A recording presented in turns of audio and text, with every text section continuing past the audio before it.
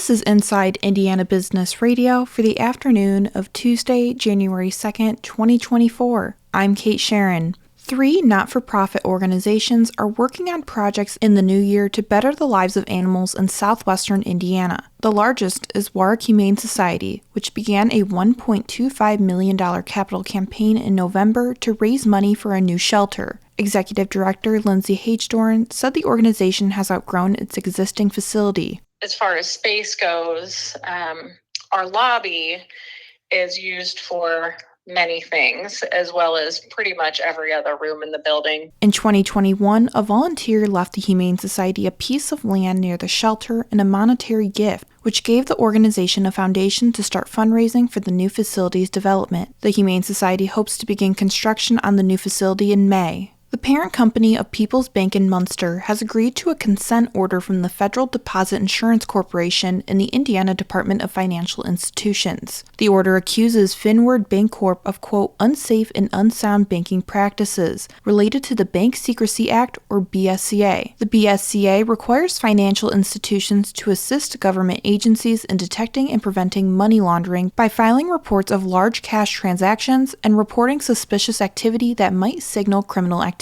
according to the U.S. Treasury Department. Specific details regarding the practices the bank is accused of were not provided. A request for more information by Inside Indiana Business was not returned. The city of Indianapolis hopes to move ahead this year with plans to renovate several CSX railroad overpasses adjacent to Union Station on the south side of downtown and sidewalks and roads that run beneath them. The project would include restoring many of the historic facades on the overpasses and make structural improvements to the bridges, while also adding protected bike lanes. Each street running below the overpasses, including adjacent stretches in the open air, would undergo improvements to cut down on vehicle parking, increase pedestrian access, and pay homage to historical and cultural milestones in the city's history. Work on at least one of the overpasses, either for Capitol Avenue or Illinois Street, could commence by the end of this year, with others coming in 2025 or later. The city wants to update the overpasses and corridors beneath them to make them more pedestrian-friendly, with the addition of new lighting, improved sidewalks, and fixes to structural problems. While a total project cost has not been finalized, the city has said the all-in total would likely exceed $10 million.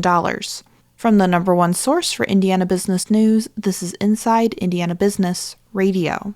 Whether it's a new hire or a noteworthy promotion, IIB's Bigwigs and New Gigs serves as a platform to promote your team. Our revamped offering includes being featured on both the newly redesigned newsletter and at InsideIndianaBusiness.com. Subscribers to the Business News subscription save $10 off every listing. Plus, you can save $100 by bundling your submission to IIB with the Indianapolis Business Journal or the Indiana Lawyer. More at InsideIndianaBusiness.com. David Ricks, CEO of Indianapolis-based Eli Lilly & Company, is IBJ's Newsmaker of the Year. IIB's Alex Brown has more. Ricks doesn't run the biggest pharmaceutical company in the world, or the oldest, or one located in a glamorous U.S. coastal city. But as CEO of Indianapolis-based Eli Lilly & Company, he had an even bigger distinction in 2023. Lilly became the most valuable publicly traded drug company in the world. Ricks led the company to milestone after milestone with a slew of product launches for diseases from obesity to inflammatory bowel disease.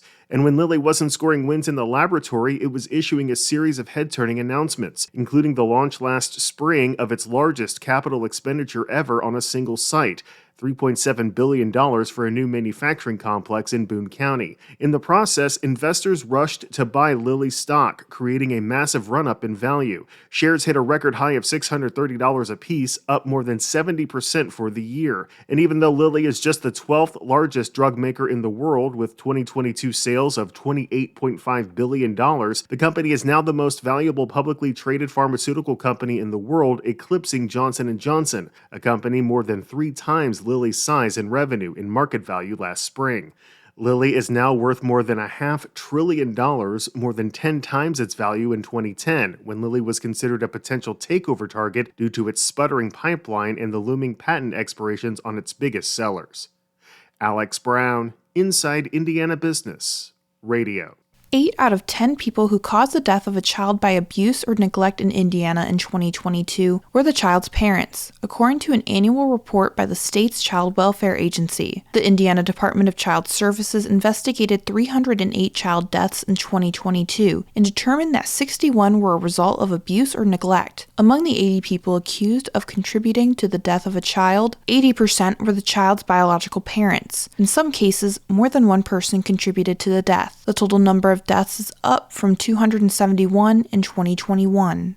The Indiana Department of Transportation is accepting applications for projects that could receive funding through the Community Crossings Matching Grant Program. The $1.5 billion program provides grants to support local road and bridge projects statewide. Grants are made available to cities, towns, and counties based on population. Applications for the spring 2024 funding round are being accepted through January 31st. In November, INDOT announced the recipients of the fall 2023 matching grants, totaling more than $91 million. 17 women had abortions in Indiana since the state ban officially went into effect August 21st, with the majority falling under an exception for a lethal fatal anomaly. The Indiana Department of Health posted the third quarter terminated pregnancy report Friday afternoon, finding 764 abortions occurred between July 1st through September 30th, but only 17 of those happened since August 21st, when the Supreme Court decision upholding the new law was certified. Previously, abortion clinics stopped providing the procedure on August 1st. The 764 abortions over the 3-month period compares to 2,967 over the same time the year before. The majority of the abortions, around 72%, were non-surgical using prescription medications. The new season of the Business and Beyond podcast with Gary Dick, presented by PNC, begins next week. Until then, catch up on the latest episodes wherever you get your podcasts. I'm Kate Sharon for Inside Indiana Business, Radio on Demand.